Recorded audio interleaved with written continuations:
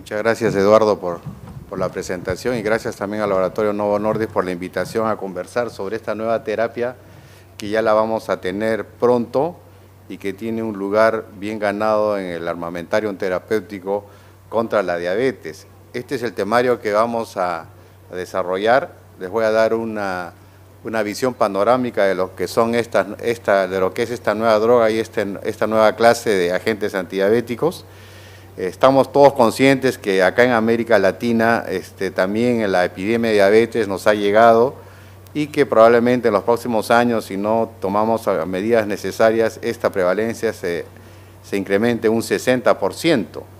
La IDF en su actualización última menciona que en el Perú ya hay 1.143.000 pacientes con diabetes, lo cual hace una prevalencia nacional de 6.1% y comparada a nivel del mundo es 6.54%. La prevalencia de diabetes tipo 1 todavía sigue siendo baja y el costo por diabetes que se asigna a este tema es también aún más baja que la prevalencia de diabetes tipo 1, es solamente $523 año por paciente. Estos nuevos datos de la IDF concuerdan mejor con los hallazgos recientes del estudio Perudiap que hizo el doctor Seclen, en la cual da una prevalencia a nivel nacional de 7.2%.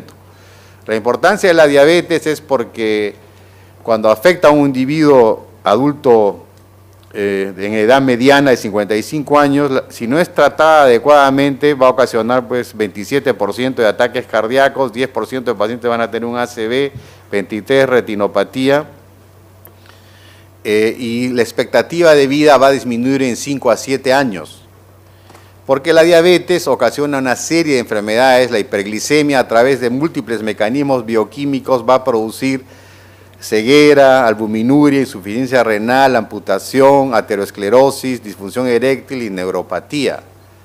Estos daños se pueden prevenir, como lo demostró el estudio UCA-PDS. Por cada reducción de 1% en la hemoglobina glicosilada prevenimos muertes relacionadas a diabetes, infarto, complicaciones microvasculares y amputaciones. Es por eso que en base a este estudio seminal sobre diabetes mellitus, las diferentes organizaciones científicas han fijado metas. Por ejemplo, la Asociación Americana de Diabetes, menos de 7% de hemoglobina glicosilada, la Asociación de Endocrinólogos Clínicos, menor de 6.5%, ALAD menor de 7% y la IDF menor de 7%. Sin embargo, en nuestro país, en esta publicación de la Vigilancia Epidemiológica del 2012, publicada el 2014, el año pasado, vemos que todavía los hospitales públicos no usan mucho la hemoglobina glicosilada porque no la tienen o porque no se acuerdan de ella. Solamente el 29% de las historias clínicas de 2.969 pacientes tenía registrado la hemoglobina glicosilada y de los que tenía registrado, un 33% estaban en buen control. ¿Y por qué no se controla bien la diabetes? Porque la diabetes es una enfermedad compleja. Hay varias alteraciones que no voy a explayarme en ellas, pero de las 8 alteraciones registradas, la principal, y es lo que yo pienso, es la deficiencia de la célula beta. Uno puede tener resistencia a la insulina, ser obeso, pero si no tiene gen para la diabetes y su páncreas es sano, no va a desarrollar la enfermedad. Como ven ustedes ahí, los diabéticos, comparados con las personas normales, no secretan insulina cuando tienen hiperglicemia, y conforme la hiperglicemia avanza, la secreción de insulina se aplana. O sea, es una alteración de la célula beta, y la célula beta se altera por múltiples causas. Uno es por los genes, uno tiene que tener genes para la diabetes tipo 2, por la edad, la célula beta envejece, el diabético tipo 2 empieza a acumular amiloide en la célula pancreática, hay estrés oxidativo, radicales libres, hay inflamación crónica en el islote pancreático. Cuando aparece la hiperglicemia postprandial hay glucotoxicidad. Cuando tenemos muchos ácidos grasos libres circulantes hay lipotoxicidad. Y finalmente también dependen las incretinas. Las incretinas, si bien estamos hablando de ellas últimamente mucho, pero ya desde el nacimiento de la endocrinología, Las hormonas gastrointestinales están asociadas a nuestra especialidad. Starling y Baylis proponen el término hormona postulan que había una hormona gastrointestinal, la secretina, que cuando se estimulaba la mucosa duodenal con ácido hacía secretar bicarbonato por el páncreas. La segunda hormona que se postuló fue la gastrina, o sea, las hormonas gastrointestinales acompañan a la endocrinología desde su nacimiento. Sin embargo, recién es el año 32 que se postula la existencia del efecto incretina, el año 64 se lo identifica, el año 66 del siglo pasado se identifican las enzimas que degradan las incretinas, las DPP4, el año 73 se identifica el GIP, una de ellas, el año 86 se demuestra que las incretinas están bajas en el diabético y el año 87, merced análisis genético, se descubre que el GLP-1 es la segunda incretina y la más importante. Este es el trabajo seminal del doctor McIntyre del año 64 que demuestra que cuando uno administra glucosa por vía intrayeyunal obtiene mayor secreción de insulina que cuando se administra la glucosa por vía endovenosa. Esta diferencia es el efecto incretina. El año 70 se vio que el diabético tipo 2 no solamente tiene menor secreción, mayor cantidad de glucosa después de un test de tolerancia a la glucosa, sino que tiene menor cantidad de insulina y lo que es más importante, el diabético tipo 2 ante una carga de glucosa no suprime el glucago, cosa que sí ocurre en una persona normal. De tal forma, en base a este hallazgo, es que también aprendimos que la diabetes no solamente es un problema de la célula beta, sino también de la célula alfa, en la cual hay una mayor producción de glucagón por la célula alfa que va a agravar la gluconeogénesis hepática y va a disminuir la captación de glucosa por el músculo. Y es así que el año 79 se empieza a hablar del eje entero insular. Había una conexión entre el intestino y el islote pancreático, las células del islote pancreático. Esa conexión podría ser endocrina, neural o por los mismos sustratos. El año 86 se descubre que el efecto incretina que había en los sujetos normales era menor que en los diabéticos. Y como les mencioné, el año 76 y el año 87 se descubre que las dos incretinas eran el GLP-1 y el GIP, preferentemente el GLP-1. Posteriormente se descubrió que los diabéticos tipo 1 tenían menores niveles de GLP-1 después de una carga de glucosa que los pacientes con intolerancia a la glucosa comparados a sujetos normales. Y la prueba de concepto fue que cuando a los diabéticos se les inyecta GLP-1 endovenoso nativo, hay una caída de glucosa que cesa antes de alcanzar la hipoglicemia, lo que lo diferencia de insulina. Cuando se inyecta GLP-1 hay un aumento de insulina y hay una disminución del glucagón. Esta es la prueba de concepto que llevó ya al tratamiento de pacientes con los análogos de GLP-1. Cuando se trata un paciente con diabetes tipo 2 con GLP-1 por endovenoso, la glucosa se controla.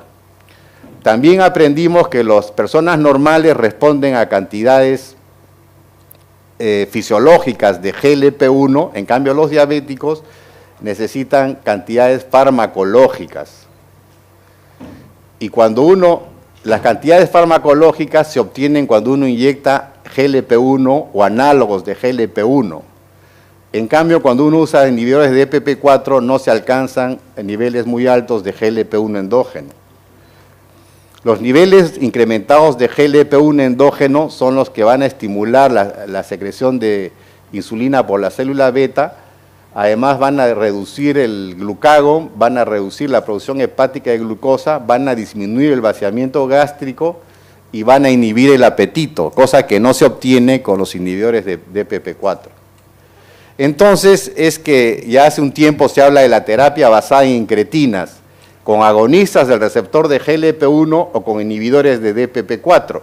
Los agonistas del receptor de LDP1 son de dos tipos, los que son similares a al GLP-1 endógeno humano, que es la liraglutide, albiglutida, dulaglutide, y los que son similares a la exendina, que es un análogo de GLP-1 que se descubrió en el monstruo de Gila, que son la exenatida y la exisenatida.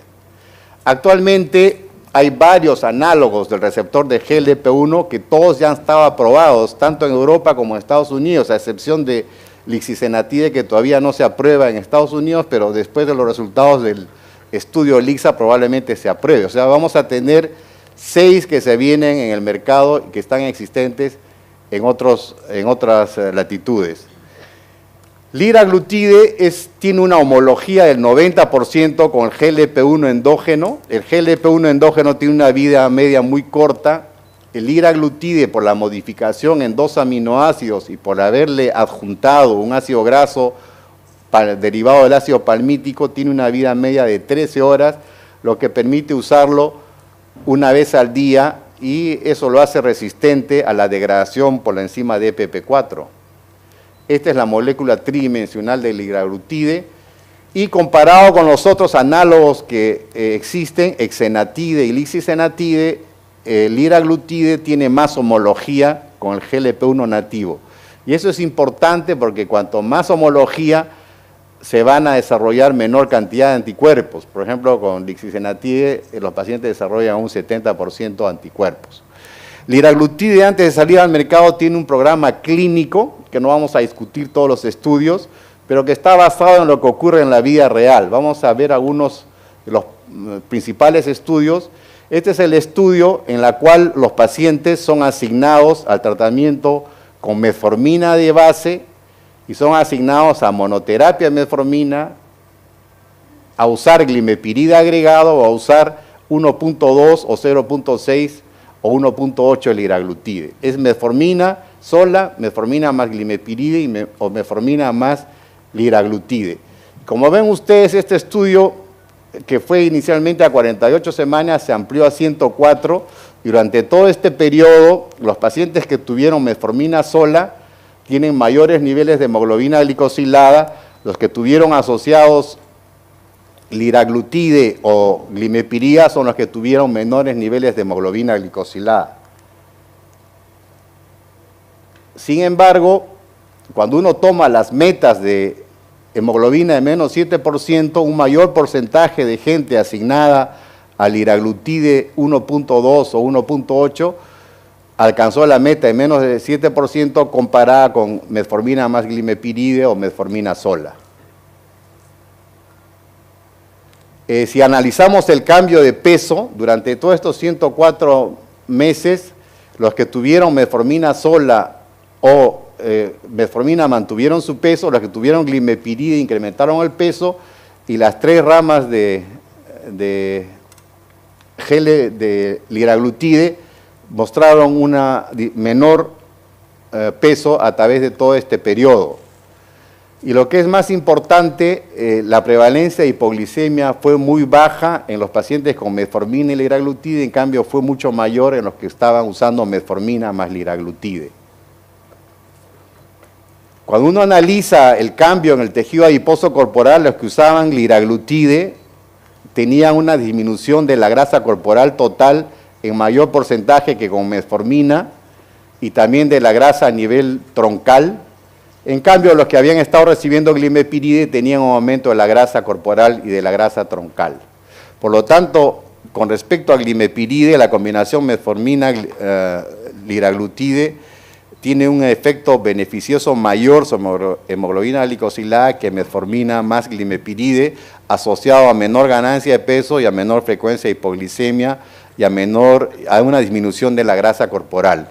En este otro estudio se compara pacientes con metformina liraglutide versus metformina con sitagliptina. Ven ustedes acá la rama de liraglutide 1.8 miligramos, 1.2 y sitagliptina 100 miligramos. Después de un periodo de 26 semanas, a los pacientes que estaban recibiendo sitagliptina se los cambia a liraglutide.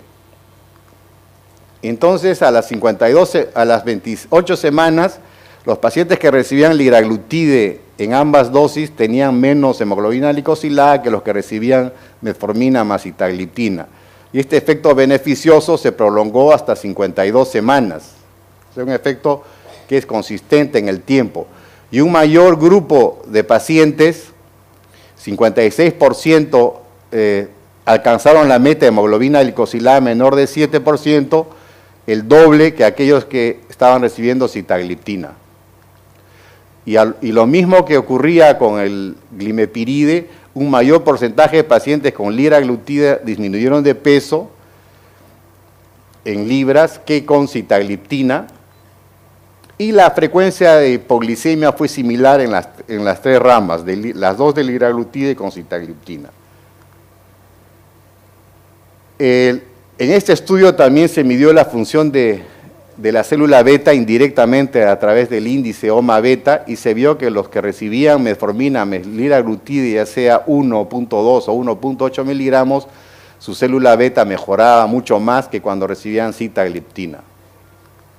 Por lo tanto, en este estudio comparado contra sitagliptina, la liraglutida muestra mejor control de la hemoglobina glicosilada, mayor pérdida de peso, una similar frecuencia de hipoglicemia que sitagliptina y una mejoría de la función de la célula beta mucho más ostensible con liraglutida que con sitagliptina.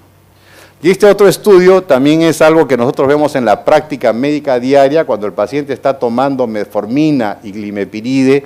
¿Qué cosa le añadimos? En este caso se le añadió placebo, insulina glargina a titulación y liraglutide 1.8 miligramos al día. Y se vio que a las 24 semanas,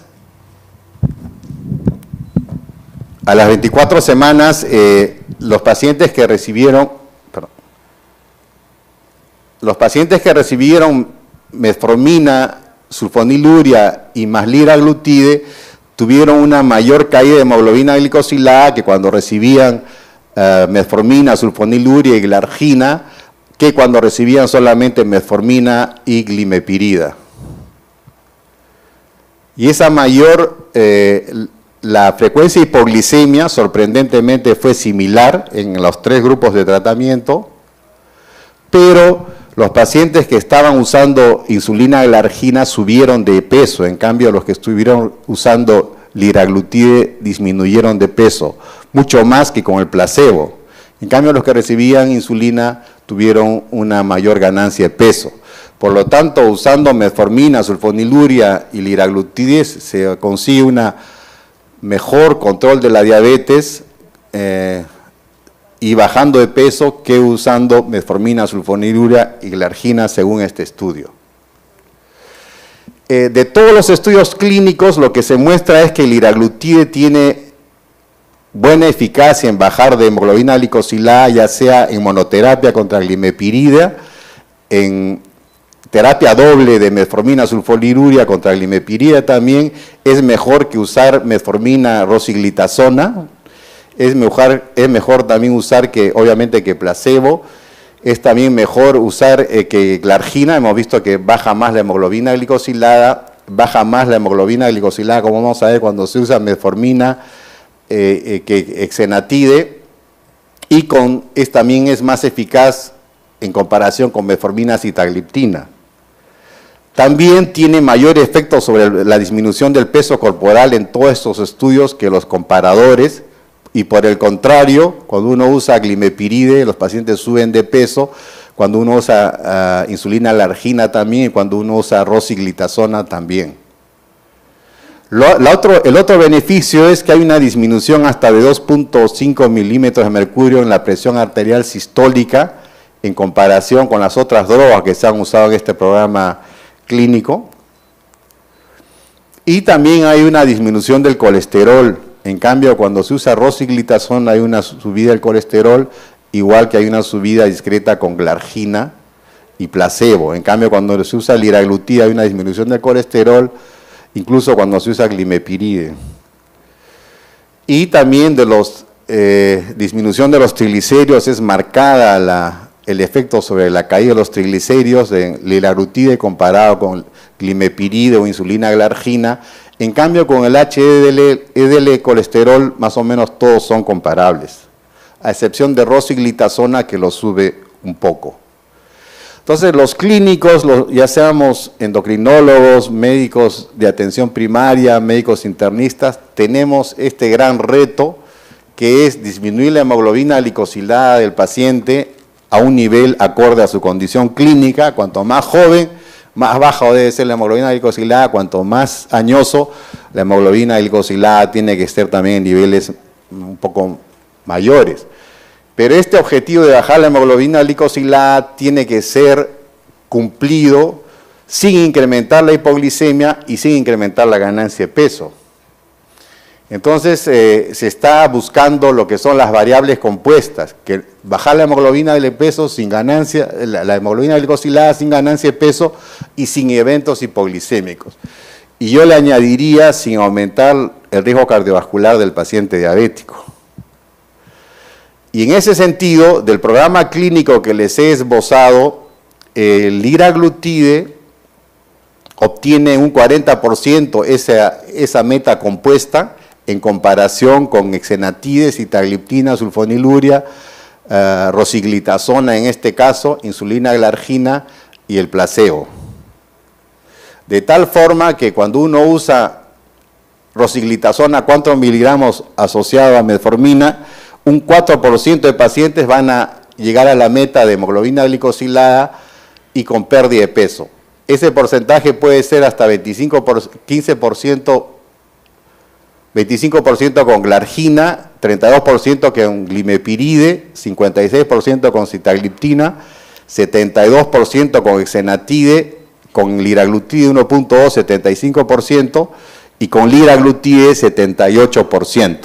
Como vamos a ver luego, este efecto es costo efectivo, que compensa quizás el mayor costo de la adquisición de la medicación. ¿Cómo compara liraglutide con otros análogos de GLP-1? Solamente les voy a mostrar 3 estudios, uno hecho por el fabricante Novo Nordisk y los otros 2 son hechos por los fabricantes de exenatide y albiglutide. Este estudio en que compara liraglutide contra exenatide 2 veces al día, que es el único que tenemos hasta la fecha en nuestro país, muestra que los pacientes que reciben liraglutide 1 vez al día tienen una mayor reducción de hemoglobina glicosilada que los que usan exenatide 2 veces al día. Y un mayor porcentaje de pacientes, 54 versus 43%, van a llegar a la meta de hemoglobina glicosilada menor de 7%. Igualmente, cuando se usa liraglutide se obtiene una mayor pérdida de peso corporal que contra exenatide y los eventos adversos de náusea, diarrea y vómitos son similares. Por lo tanto, comparado con exenatide 2 veces al día, liraglutide tiene mayor efecto sobre la hemoglobina glicosilada y sobre el peso. Este es otro estudio que hizo el fabricante de exenatide 1 vez semanal, comparar 26 semanas de exenatide 2 miligramos por semana versus liraglutide 1.8 miligramos diario, y lo que se observa es que hay una disminución mayor de la hemoglobina glicosilada con liraglutide que con exenatide semanal. Igualmente hay una mayor frecuencia de pacientes que alcanzan la meta de hemoglobina menor de 7% que con exenatide semanal. Un mayor porcentaje de pacientes tiene mayor pérdida de peso con exenatide semanal y los efectos colaterales, acá sí hay una mayor frecuencia de náuseas con liraglutide que con exenatide semanal. En cambio, las molestias locales en el sitio de inyección son más frecuentes con exenatide semanal que con liraglutide. Y esto ocurre, los análogos que se usan 1 vez por semana producen menos náusea que aquellos análogos que se ponen diariamente, pero las molestias locales son mayores con los análogos que se usan semanalmente que con aquellos que se usan diariamente. Y finalmente este estudio en el cual se compara liraglutide con albiglutide, este también es un estudio hecho por el fabricante albiglutide. Albiglutide es una molécula sintética que es una fusión de una inmunoglobulina con un fragmento de la molécula de GLP-1. Se usa 50 miligramos semanales contra liraglutide, que es homólogo del GLP nativo y que se usa 1 vez al día. Y lo que se ve acá es que liraglutide 1.8 miligramos produce una mayor disminución de la hemoglobina glicosilada que albiglutide, pero eso no es significativo. Lo que demuestra que albiglutide no es inferior a liraglutide.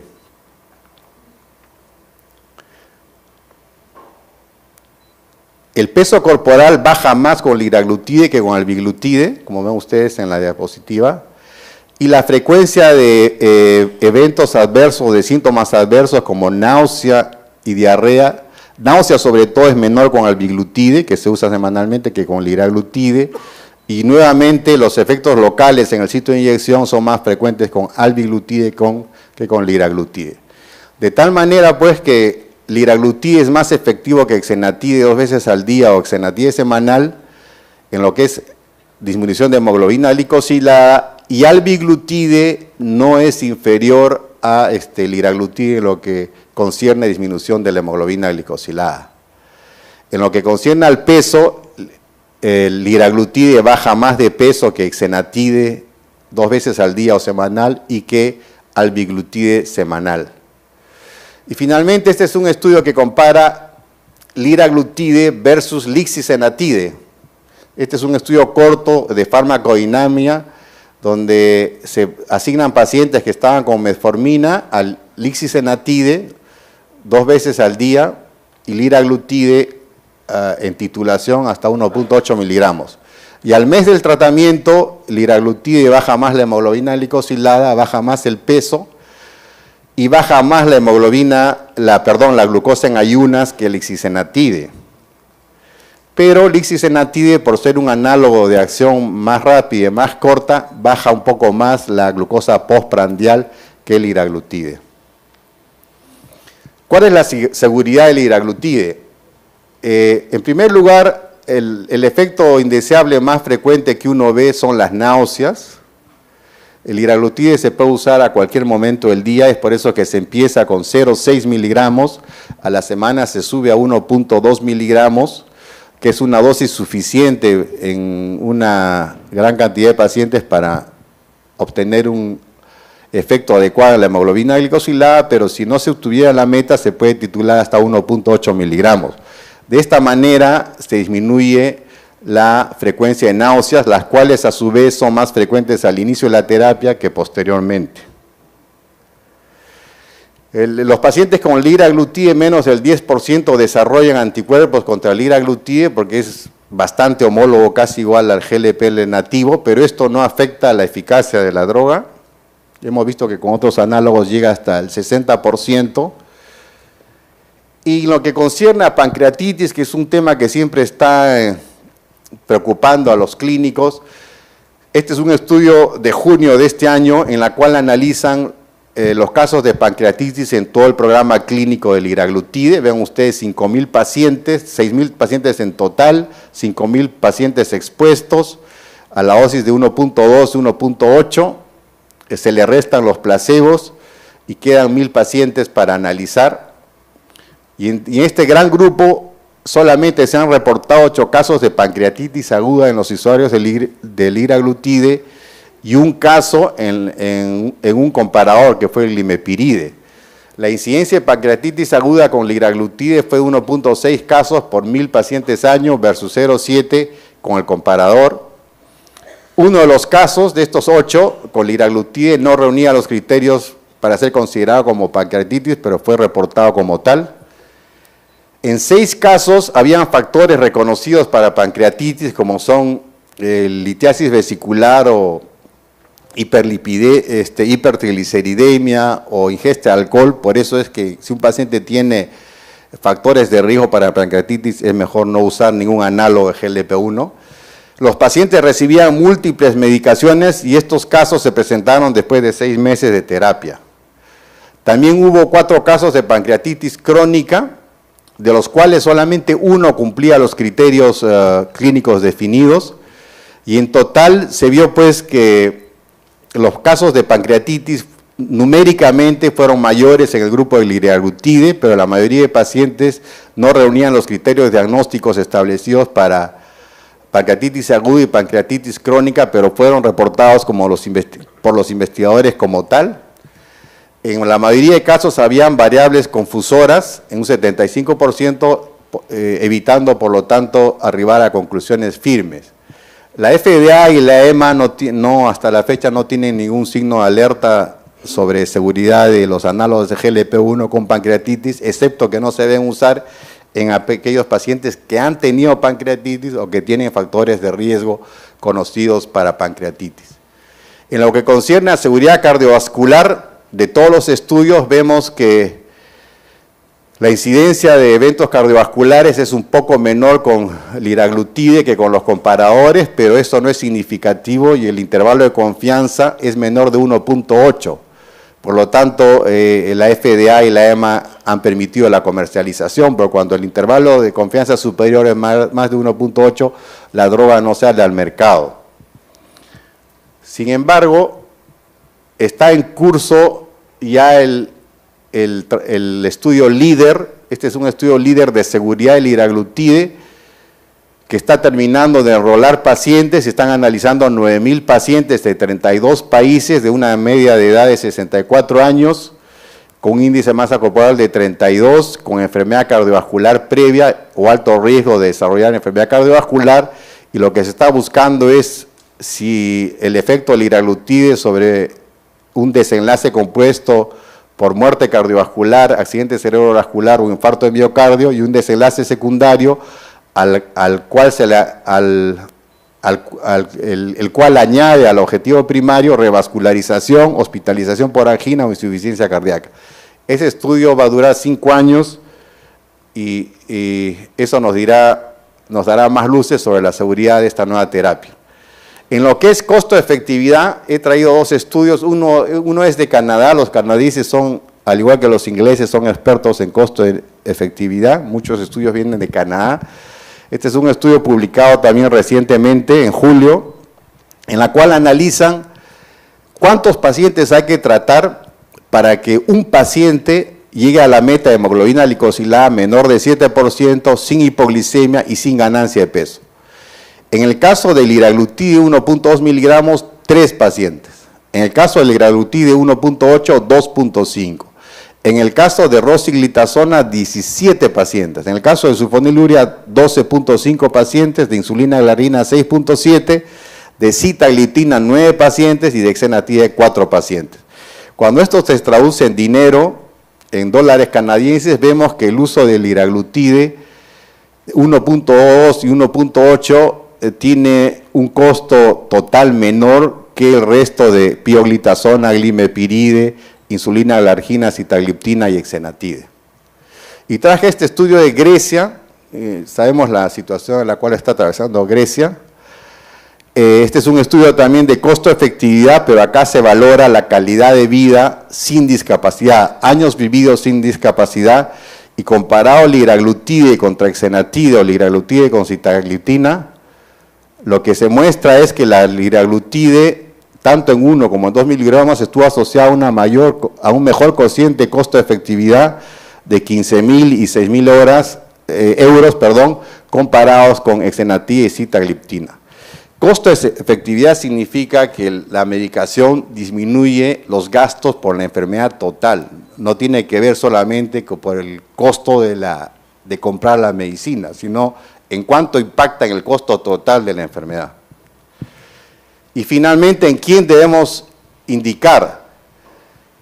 Este es el algoritmo de diabetes, del manejo de la prediabetes de la Asociación Americana de Endocrinólogos Clínicos. Cuando uno tiene un paciente con prediabetes, uno se debe preocupar de manejar los lípidos, de manejar la presión si la tuviera, y de si el paciente tiene glucosa en ayunas normal, bueno, hay que evitar que el paciente se vuelva diabético.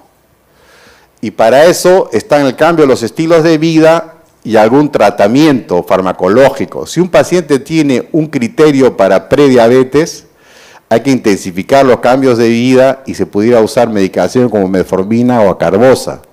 Pero si tienen múltiples factores de riesgo para diabetes, uno puede considerar glitazonas o los análogos de GLP-1. En lo que es diabetes mellitus, la Asociación Americana de Endocrinólogos Clínicos estratifica a los pacientes en dos grupos al inicio, los que tienen menos de 7.5% y los que tienen más de 7.5% de hemoglobina glicosilada.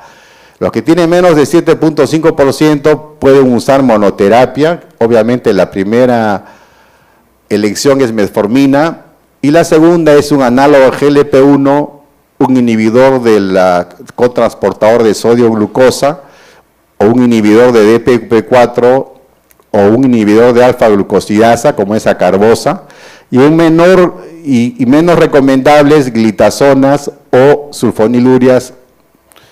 Si el paciente tiene más de 7.5%, se debe empezar con metformina más una de estas drogas. Nuevamente a la cabeza un análogo de GLP-1, seguido un inhibidor del cotransportador de sodio-glucosa o un inhibidor de PP4 con menos indicación, las glitazonas, insulina basal y sulfonilurias.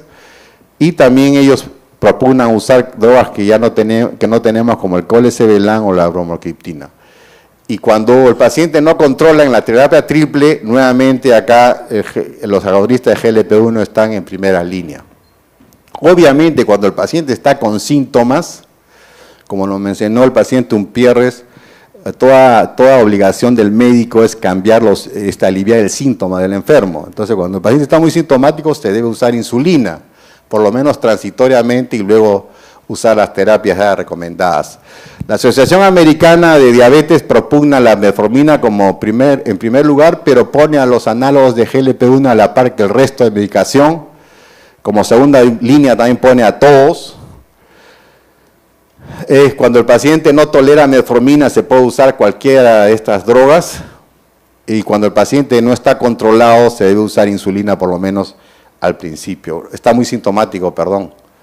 Pero cuando uno quiere evitar la hipoglicemia, las drogas de primera línea a añadir a metformina son por los análogos, los inhibidores del cotransportador de sodio-glucosa, los inhibidores de PP4, las glitazonas. Y si uno quiere preocuparse por el peso, que el paciente no gane peso, ahí tenemos solamente 3 alternativas para añadir a la metformina: los análogos de GLP-1, los inhibidores de SGLT2, que son los únicos que hacen bajar de peso. Los inhibidores de PP4 son neutros con respecto al peso corporal. En resumen, lo que les puedo decir es que el liraglutide tiene una homología del 90% con el GLP-1 nativo. Hay diferencias estructurales entre los diversos agonistas, lo cual se traduce en perfiles clínicos particulares. La terapia con liraglutide ha demostrado eficacia y seguridad en los estudios clínicos, permitiendo con mayor frecuencia alcanzar la meta compuesta de hemoglobina glicosilada menor de 7%, sin producir hipoglicemia y disminuyendo el peso corporal, que son variables importantes a controlar en el paciente diabético tipo 2. Es una terapia costo efectiva y en general actualmente tenemos estudios de largo alcance que han establecido la eficacia y seguridad relativa de los diferentes análogos de los receptores de GL1 aprobados hasta la actualidad, que es una nueva clase terapéutica que, como hemos visto, de la cual tenemos ya varios compuestos en el mercado a nivel mundial y probablemente prontamente también en nuestro país. Muchas gracias por su atención.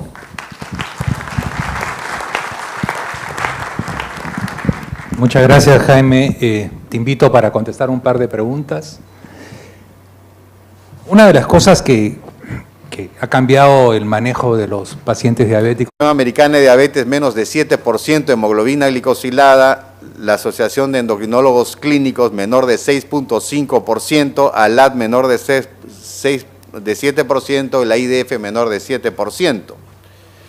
Sin embargo, en nuestro país, en esta publicación de la Vigilancia Epidemiológica del 2012, publicada el 2014, el año pasado, vemos que todavía los hospitales públicos no usan mucho la hemoglobina glicosilada porque no la tienen o porque no se acuerdan de ella. Solamente el 29% de las historias clínicas de 2.969 pacientes tenía registrado la hemoglobina glicosilada y de los que tenía registrado, un 33% estaban en buen control. ¿Y por qué no se controla bien la diabetes? Porque la diabetes es una enfermedad compleja. Hay varias alteraciones que no voy a explayarme en ellas, pero de las 8 alteraciones registradas, la principal, y es lo que yo pienso, es la deficiencia de la célula beta. Uno puede tener resistencia a la insulina, ser obeso, pero si no tiene gen para la diabetes y su páncreas es sano, no va a desarrollar la enfermedad. Como ven ustedes ahí, los diabéticos, comparados con las personas normales, no secretan insulina cuando tienen hiperglicemia, y conforme la hiperglicemia avanza, la secreción de insulina se aplana. O sea, es una alteración de la célula beta, y la célula beta se altera por múltiples causas. Uno es por los genes, uno tiene que tener genes para la diabetes tipo 2, por la edad, la célula beta envejece, el diabético tipo 2 empieza a acumular amiloide en la célula pancreática, hay estrés oxidativo, radicales libres, hay inflamación crónica en el islote pancreático. Cuando aparece la hiperglicemia postprandial hay glucotoxicidad. Cuando tenemos muchos ácidos grasos libres circulantes hay lipotoxicidad. Y finalmente también dependen las incretinas. Las incretinas, si bien estamos hablando de ellas últimamente mucho, pero ya desde el nacimiento de la endocrinología, las hormonas gastrointestinales están asociadas a nuestra especialidad. Starling y Baylis proponen el término hormona, postulan que había una hormona gastrointestinal, la secretina, que cuando se estimulaba la mucosa duodenal con ácido, hacía secretina. Muchas gracias, Eduardo, por la presentación, y gracias también al Laboratorio Novo Nordisk por la invitación a conversar sobre esta nueva terapia que ya la vamos a tener pronto y que tiene un lugar bien ganado en el armamentario terapéutico contra la diabetes. Este es el temario que vamos a desarrollar. Les voy a dar una visión panorámica de lo que son de lo que es esta nueva droga y esta nueva clase de agentes antidiabéticos.